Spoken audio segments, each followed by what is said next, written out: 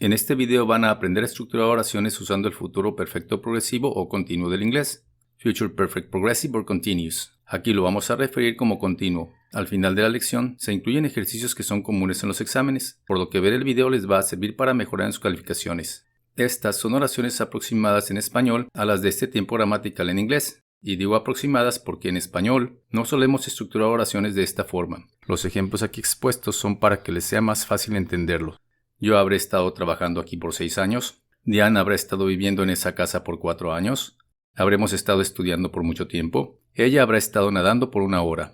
Si vemos la estructura, tenemos el verbo haber conjugado en una forma de futuro en azul, el verbo estar en participio y el siguiente verbo en gerundio, con las terminaciones ando y endo. Aquí vemos todas las conjugaciones que toma el verbo en español en este tipo de oraciones.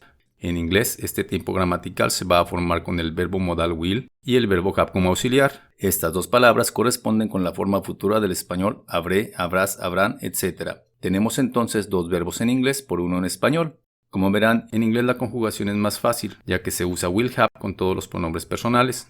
Después tenemos el verbo estar en participio, been, que corresponde con el mismo verbo en español, estado. Y por último tenemos en inglés un verbo en gerundio, con la ing. Esto corresponde en esta estructura con el gerundio del español, con los verbos en la terminación ando y endo. Para hacer oraciones negativas vamos a añadir not después del verbo modal will, o también podemos usar la contracción, won't.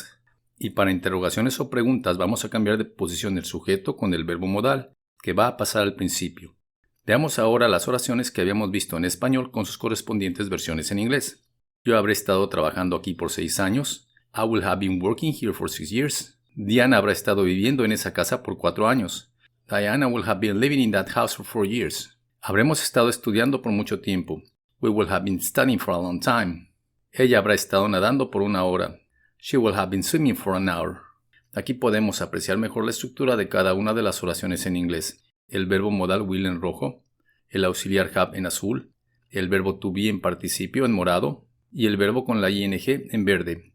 Estas oraciones las incluí para ilustrar la gramática de forma más simple, pero son oraciones que no suelen ir aisladas, van acompañadas de alguna referencia, como vamos a ver a continuación en las funciones de este tiempo gramatical, que son 2. Se usa para dar énfasis a la duración de una acción que va a terminar en el futuro antes de otra acción como referencia, como en el ejemplo, By the time I take a shower, I will have been jogging for 30 minutes.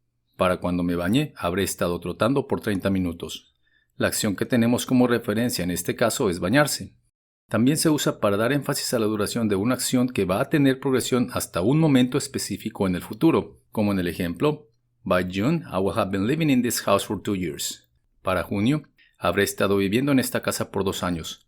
La referencia en el tiempo es junio. Como habrán visto en los ejemplos, regularmente en las oraciones de este tipo van a usar for para hablar de la duración de las acciones.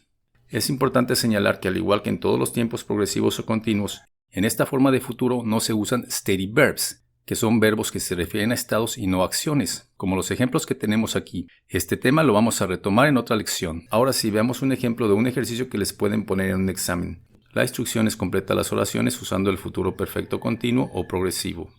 Esto es muy sencillo. Identifiquemos primero si hay preguntas y esas las dejamos para el final.